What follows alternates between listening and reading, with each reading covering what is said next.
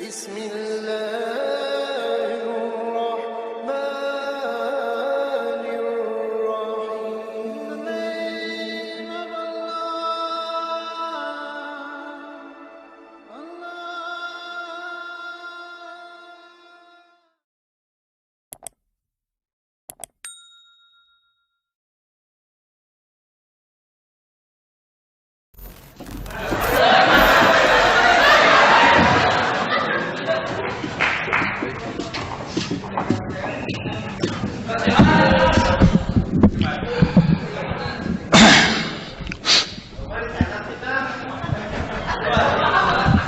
Ganeng atuh sia teh.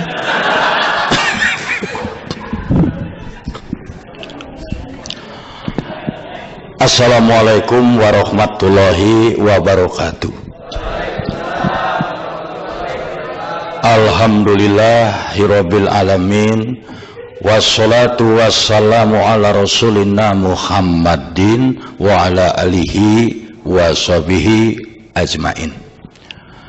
Ya ayyuhar rahimakumullah, qala Allah ta'ala fil Qur'anil Hakim, a'udzu billahi minasyaitonir rajim, wa ma khalaqtul jinna wal insa illa liya'budun.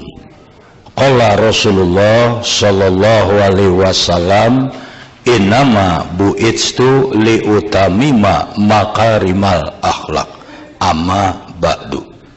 Hai. Naon jol haid. Olah aing we nu diharupna urang Jepang hungkul. Padahal teuing. Ibu-ibu, bapak-bapak, adik-adik, saudara-saudara seagama yang dimuliakan Allah.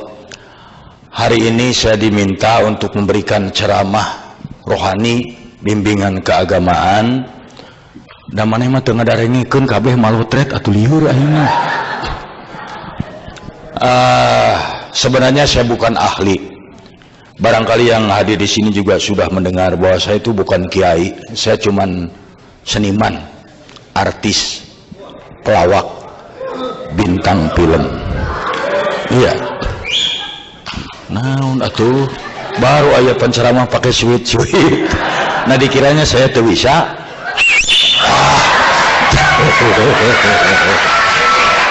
Nah, baiklah.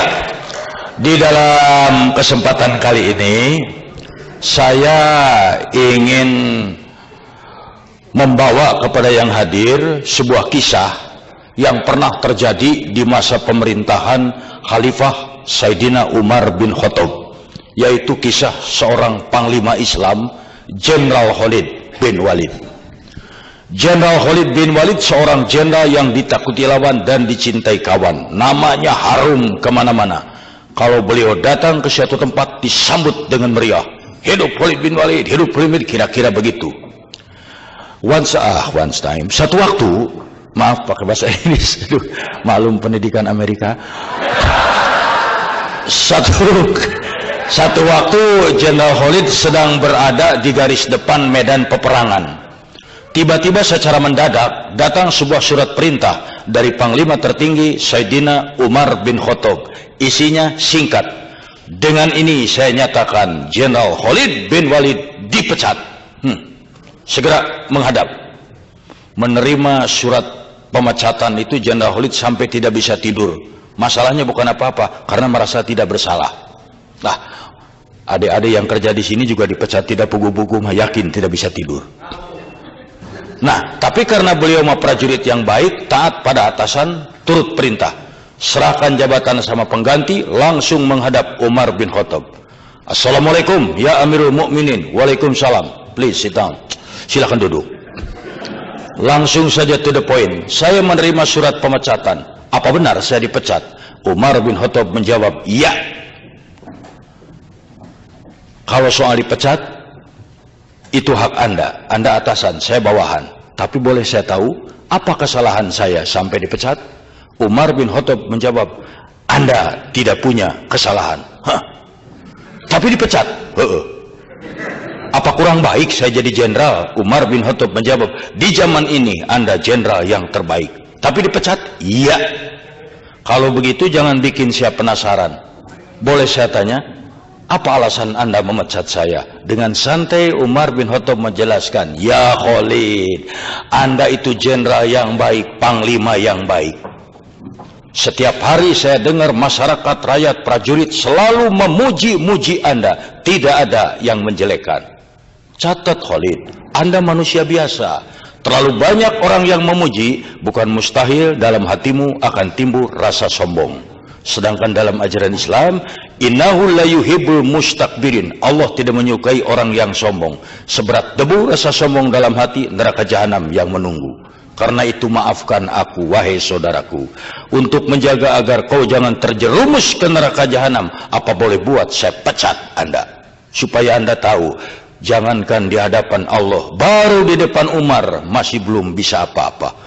Mendengar jawaban yang demikian, Jenderal Khalid berdiri memeluk Umar bin Khattab sambil menangis dan berkata, terima kasih ya Umar, engkau saudaraku. Allahu Akbar, itu jiwa Islam. Di zaman sekarang belum tentu ada 1 dari 1000 jenderal yang begitu. Sekarang mau disuruh berhenti, Dan yang paling hebat setelah dipecat, apa beliau punung? Itu punung bahasa Indonesia naonnya. Apa beliau memunung? Tidak. Beliau balik lagi ke medan perang, bertempur lagi dengan catatan perangnya bukan sebagai jenderal, bukan sebagai panglima, tapi sebagai prajurit biasa. Bayangkan bekas jenderal perang di bawah komando sersan. Tapi waktu ada yang bertanya, ya Khalid, apa-apaan? Anda sudah dipecat, masih mau perang sebagai prajurit lagi. Apa jawabannya? Saya perang bukan karena pangkat, jabatan, saya perang bukan karena khalifah, saya perang semata-mata karena Allah, mencari keridhaan Allah. Indah ini kisah. Nah, adik-adik, coba kita ambil inti dari sikap Jenderal Khalid. Anda bekerja di Jepang sebagai ini, sebagai itu, bersekolah di Jepang, menuntut ilmu di sini, segala hanya satu, mencari keridhaan Allah. Wa ma khalaqtu jinna wal insa illa liya'budun. Mencari keridhaan Allah. Hanya satu, laksanakan perintah Allah, jauhi yang dilarangnya. Ya. Banyak zaman sekarang orang yang kecewa karena tujuannya bukan karena Allah, tapi karena sesuatu. Anda pergi ke Jepang dengan satu itikat, saya cari Jepang, cari duit, pulang dari sana ke Indonesia, punya rumah, punya mobil. Belum tentu. Saya datang ke Jepang, sulit cari kerja di sana, kita cari kerja di sini, gajinya gede segala. Begitu berhadapan di sini, penghasilan tidak seperti yang diharapkan, capeknya melebihi, Anda akan kecewa. Karena apa? Salah tujuan. Seorang mahasiswa, dia kuliah, karena apa? Ingin jadi sarjana. Setelah jadi sarjana, punya jabatan, punya kedudukan, rumah mewah, mobil indah, itu. Begitu lulus jadi sarjana, cari kerja pun sulit. Akhirnya apa? Dia kecewa karena salah tujuan. Coba kalau tujuannya karena Allah. Seorang mahasiswa dia kuliah, ya Allah, begitu mau pergi, saya pergi ke kampus menuntut ilmu karena diperintahkan olehmu. Thalabul ilmi faridatun ala kulli muslim. Mencari ilmu wajib hukumnya bagi setiap muslim. Go, pergi kuliah. Mau jadi sarjana mau tidak itu urusan nanti. Apa yang harus jadi sarjana itu sukses hidupnya hanya sarjana? Belum tentu. Lihat macan, lihat harimau, apa pendidikannya? SD juga tidak tamat, tapi dokter dihakan. So, saya berani ngadu harimau jeung insinyur, saya pegang maung. Nah, di sini mungkin juga Anda itu bekerja, mati saya ke Jepang, ternyata di sini kekecewaan yang didapat. Biarin aja, yang penting sekarang saya ke sini mencari keridhaan Allah, cari keridhaan Allah. Tah, satu. Tapi mencari keridhaan Allah tuh ya tidak gampang. Karena apa? Kadang-kadang we must choice one between two. Kita harus pilih satu di antara dua. Mana yang harus dipilih? Keridhaan Allah atau keridhaan bos? Keridhaan Allah atau keridhaan pacar? Keridhaan Allah atau keridhaan anak? Itu bukan main. Saya ambil contoh. Kalau Anda menjalankan ini karena Allah akan lebih aman. Anda misalnya rajin bekerja karena apa? Bos keras, galak, disiplinnya kuat. Anda akan bekerja rajin sementara bos ada. Si bos ada rajin. Begitu, kemana si bos? Lagi bekerja, santai. Karena apa? Takutnya sama bos. Tapi kalau takut karena Allah, Anda dikerja di ruangan sendirian, tidak ada siapa-siapa, pengawas, kawan, bos, tidak ada, kerja aja sendiri. Karena apa? Saya rajin bekerja karena Allah. Yuk. Dipecat pun, kalau Allah ridho, mau apa? Oh, Kang Ibi ngomong mah gampang. Tidak, yang ngatur rezeki Allah. Bos juga kalau dipecat sama Allah mau apa? Iya. Orang ngomong, itu ngomong gampang. Tidak. Saya Kang Ibing tidak punya kantor pelawak. Di mana sekarang pelawak kantornya? Tidak ada. Kalau dihitung di atas kertas, ada yang manggil ngelawak, anak saya bisa makan. Kalau tidak ada yang manggil, anak saya barangkali sulit makan. Teori, prakteknya, Masya Allah, tidak punya kantor, villa ge boga, mobil alus, penghasilan teu eleh kudu di Jepang. Naon aing jika Jepang da di Indonesia gaing beunghar. Ini kepo deui. Bukan masalahnya apa-apa. Saya lihat tuh ada yang wanita lihatnya di bengong nih. Saya juga ngerti dalam hatinya ngomong, itu si Ibing di kaset di televisi mah belon aslinya mah ganteng. Benar tah? Tidak usah ditepukin. Saya bukan burung merpati. Kos japati aing pun jeung liur kamera aing mah yeuh. Nyerabeng kieu. Nah, ini. Tapi yang paling sulit itu bentroknya. Sekarang diridhoi oleh bos, tidak diridhoi oleh Allah, diridhoi oleh Allah, tidak diridhoi oleh bos. Mau apa? Itu sulit. Umpamanya nggak usah jauh-jauh. Islam mengajarkan sholat, tapi kantor Anda tidak memungkinkan untuk sholat. Coba, bisa saya sholat, tapi bos bisa berkata, pilih mau sholat, kamu keluar dari sini. Kalau tidak sholat, sok ikutin peraturan di sini. Allah memerintahkan, aqimus sholat, dirikanlah sholat. Bahkan masalah kakum fisakor, apa yang menyebabkan kamu masuk neraka, itu karena tidak sholat. Mungkin berat. Saya paksakan sholat, saya dipecat. Saya tidak sholat, Allah. Tapi kalau kita mau, bukankah Allah mengajarkan kita untuk berjuang? Hadapi dong bos, minta dengan tenang, buktikan dengan baik. Saya yakin sebagai manusia hatinya luntur. Masa iya sih 5 menit dari sekian jam diminta untuk jadi itu? Kalau perlu sholat dengan diem. Ya liur panitia, ya bolak balik wae. Tuh ternyata yang mengganggu itu panitia itu. Selamat datang. Masa ada kiai ngerti aja. Duh, saya tuh sebenarnya mau serius tapi aduh hese. Nah, ini. Nah, mana rai kieu aing ceramahna tuh. Nah, contoh yang lain. Ini juga yang harus berat. Umpamanya di sini seorang bapak misalnya atau seorang ibu itu Islam memerintahkan salah satunya umpamanya ya ayuhannas kulu mimma fil ardi halalan thayyiba wala tatabi'u khutuwati syaiton innahu lakum aduwwum mubin. Hei manusia, hei orang-orang, makanlah makanan yang halal di muka bumi ini, jangan ikuti langkah-langkah setan. Kita diwajibkan mencari yang halal, tapi satu waktu godaan bukan main. Umpamanya Anda punya adik, punya orang tua di tanah air, minta duit untuk dibelikan apa kek, Anda lagi tidak punya duit. Satu waktu bekerja di kantor, ada kesempatan mencari duit, tapi tidak halal, ambil aja maling, lah di mana mana mau maya wae. Di situ terjadi perang. Mana yang harus diturut? Ambil barang ini, aman, tidak ada yang tahu. Adik atau anak di Indonesia bisa punya motor, bisa punya mobil, tapi Allah tidak akan ikhlas, tidak akan ridho.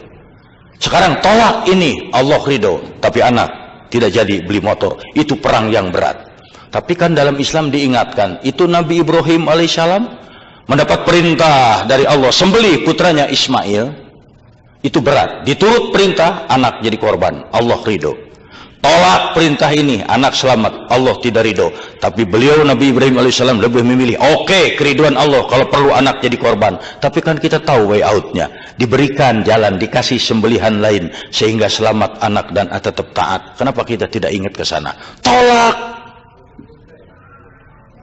Takut sama rezeki, nggak usah takut, Allah yang ngatur. Kenapa? Biar bos kita bagaimana kayanya, dia juga di bawah Allah. Kalau Allah mencabut, mau apa? Sekarang kaya, besok bangkrut, mau apa? Nah ini kan yang tidak gampang, Nah, hadirin sekalian, adik-adik, ada benteng yang paling kuat di dalam kehidupan sehari-hari untuk supaya kita tidak terjerumus, yaitu pandai-pandai saja bersyukur, tasakur binikmah, waskuruli wala takfurun. Bersyukurlah, jangan mengingkari nikmat yang diberikan. Orang yang bersyukur hidupnya tidak pernah takut.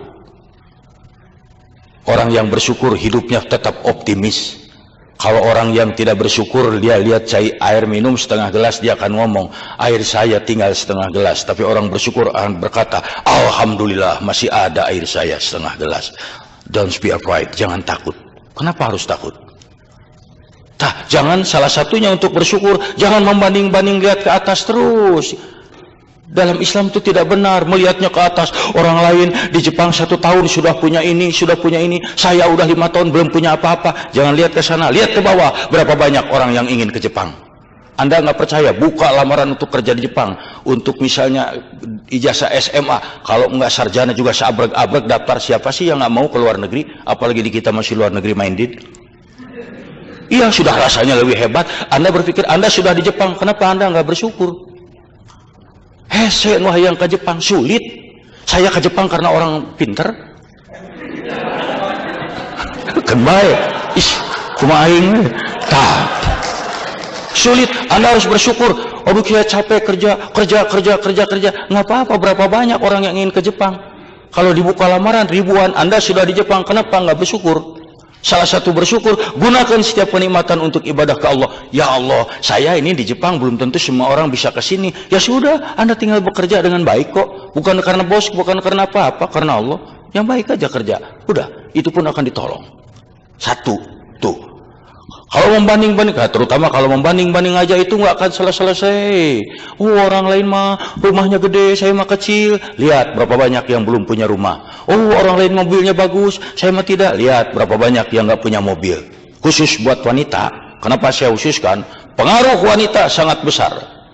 Menurut ajaran Islam, zuyyina linnasi hubbus syahawati minnan nisa. Dijadikan laki-laki itu cenderung cinta dan syahwat pada wanita. Sok, lihat.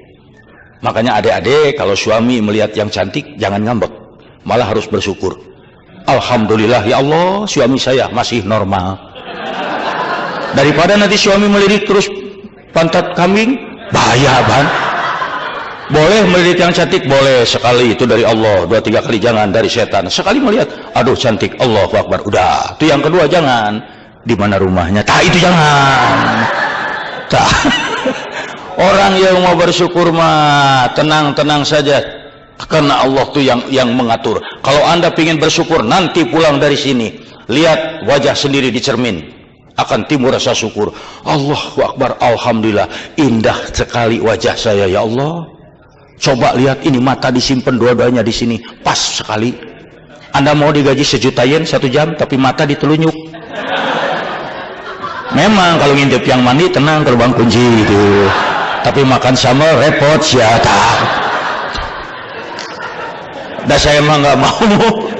Kang Ibu 5 juta yen 10 menit. Waduh, 5 juta yen 10 menit. Tapi lubang hidung menghadap ke atas, dah repot. Kalau musim hujan gimana? Mana tuh? Kesana kesini mesti pakai genteng. Wah repot. Tuh, saya mah lebih senang begini. Nah, makanya Allah yang mau mengatur. Jangan takut, jangan takut. Gunakan aja setiap kenikmatan untuk ibadah kepada Allah. Karena apa? Kalau tidak digunakan, ina cilaka. Ada perintah umpamanya dalam ajaran Islam. Ini saya bukan apa-apa. Ini berkaitan dengan musibah, ya. Karena yang namanya musibah itu biar di Indonesia, biar di Jepang, biar di Kutub Utara bisa aja kena pada tiap orang. Musibah itu banyak. Dari mulai misalnya kecopetan, kemalingan, kebakaran, dirampok, sakit gigi, itu semua musibah, semuanya tabrakan musibah. Dan yang nanya musibah, kalau dia hinggap pada seseorang, dia tidak pernah pilih-pilih. Dari mulai karyawan sampai direktur bisa kena musibah. Dari yang buta huruf sampai sarjana kena musibah. Tidak ada orang yang bebas dari musibah karena ustadz atau sarjana, tidak ada. Silakan tanya. Pak, Bapak pernah batuk? Oh, tidak pernah. Kenapa? Apa dokter Anda? Saya tidak bisa. Bodoh. Bapak pernah sakit mata? Oh tidak pernah. Kapan direktur? Nggak bisa. Nah, dan orang yang musibah tuh ya yakin bangsa manapun di dunia tidak ada orang yang mengharapkan atau kedatangan musibah. Betul nggak? Sok, biarin orang Jepang tanyain, apa mereka ada yang bangun berdoa tengah malam?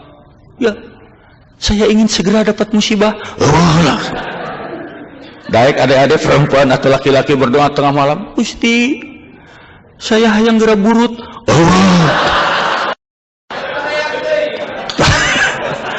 Nah, dan yang namanya musibah ada berapa macam. Satu, musibah itu sebagai ujian. Ujian untuk apa? Untuk meningkatkan keimanan. Anak SD kalau di Indonesia mau naik ke SMP itu ujian. SMP mau pindah ke SMA, SMA mau ke mahasiswa harus sarjana, ujian. Tanpa ujian tidak naik dia tingkatnya. Demikian pula keimanan, ketabahan terhadap Allah. Tanpa diuji tidak akan meningkat. La tublawuna fi amwalikum wa anfusikum. Kau bakal diuji mengenai diri dan hartamu. Ujian tuh pasti banyak. Mungkin Anda nikah sama orang Jepang, ternyata orang Jepangnya itu punya pacar lagi, kemudian Anda merasa disakiti, itu musibah. Kenapa? Dan yang kedua, masobaka min hasana faminallahi wa masobaka min sayyati famin nafsi. Apa saja yang datang musibah kepadamu itu dari Allah. Apa aja kebaikan yang datang kepadamu itu dari Allah, dan apa saja musibah yang menimpa itu kesalahan darimu sendiri. Semua musibah itu kita yang salah. Sok renungkan. Kita jatuh, lagi jalan jatuh, kenapa tidak melihat kita yang salah? Kebakaran, kita yang salah, kenapa tidak teliti mademin kompor? Kecopetan, salah kita, kenapa tidak nyimpen duitnya di mulut? Di mulut sulit nyepetnya. Tuh, salah kita salah. Tapi mungkin satu waktu kita punya kesalahan, kita punya musibah, dan setelah dipikir bukan kita yang salah. Umpamanya apa aja kesalahannya, Anda sudah begini, sudah baik, ternyata dapat juga musibah. Itu ujian. Itu ujian. Dan yang kedua itu kesalahan kamu sendiri. Ini dia. Karena musibah adalah kesalahan dari kita. Tabrakan, salah kita. Kenapa tidak nyetir yang benar? Salah kita. Kebakaran, kenapa tidak teliti? Nah, ini yang namanya musibah itu. Mungkin juga yang lainnya karena musibah kita tidak taat menjalankan perintah agama. Contoh, ini buat di Jepang juga sama. Ada perintah. Ya ayyuhalladzina amanu anfiqu min thayyibati makasabtum. Hei orang-orang yang beriman, infakkan sebagian rezeki hasil usaha di jalan yang halal. Penghasilan kita, gaji kantor, hasil dagang, hasil tani, hasil mengajar, bukan untuk kita semua. Di dalamnya ada hak untuk dinafkahkan di jalan Allah. Tolong orang susah, tolong orang butuh, keluarkan, kalau tidak dicabut oleh musibah. Ada teman yang datang, tolong kita pinjam duit, kita lagi nggak bisa duit, padahal ada duit, tapi karena pelit kita ngomong, oh kita juga lagi kosong, bisa dibohongin, bisa, tapi Allah tidak bisa dibohongin. Ada yang sumbangan masjid minta, ada ini tidak dikeluarkan. Allah Maha tahu. Jangan dikasihkan, jangan dikeluarkan, pelit kita tahan. Tapi satu waktu dicabut oleh musibah. Cebrot, sakit gigi 2 minggu, keluar duit buat ke dokter. Haba rumah diusir, keluar duit buat beli rumah. Ini makanya perhatikan. Kenapa meski di sini, meskipun di luar negeri, meski di mana, kenapa orang pelit banyak kena musibah? Kecopetan, kemalingan, ditipu orang, ini sakit ini. Entar kalau sudah musibah ngantri baru dia ngomong, ya Allah, kenapa musibah tidak pernah berhenti? Apa dosa saya? Apa? Sudah jelas pelit. Keluarkan selain seri. Tah, mestinya harus berpikir. Tah, ini dia. Ini yang bisa saya sampaikan. Tidak usah lama-lama karena acara sangat banyak. Ya, dan sebelum nanti saya juga selesai, ini acara sangat banyak dan diberitahukan nanti panitia tadi berbisik pada saya, selesai acara semua ini yang hadir jangan dulu pulang karena masih ada satu acara penting, yaitu para panitia di sini akan demonstrasi memakan kursi. Wassalamualaikum warahmatullahi wabarakatuh.